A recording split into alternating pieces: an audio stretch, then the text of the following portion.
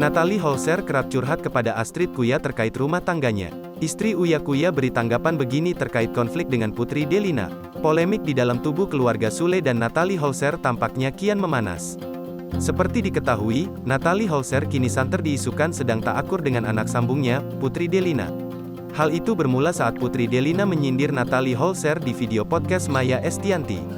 Membalas sindiran Putri Delina, Natalie Holzer berurai air mata. Wanita berdarah Belanda itu heran dengan Putri Delina yang seolah tak pernah memaafkannya.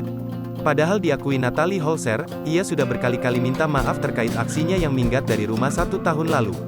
Konflik antara ibu dan anak sambung itu semakin memanas, keluarga Natalie Holzer turut angkat bicara. Tante Natalie Holzer, Astrid Kuya mengurai tanggapannya.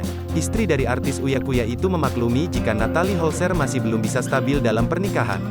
Sebab pernikahan Natalie dan Sule masih seumur jagung.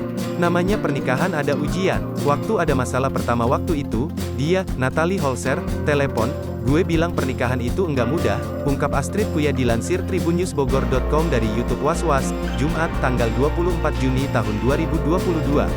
Diakui Astrid Kuya, Natalie Holzer memang sering curhat kepadanya. Sebagai seorang tante kandung, Astrid pun terus meminta Natalie untuk senantiasa sabar. "Lu harus sabar, tapi mungkin, kalau gue kan dulu sama-sama single. Kalau dia, Natalie Holzer, kan harus memikirkan, Mas Sule punya anak, dia harus beradaptasi, harus sabar.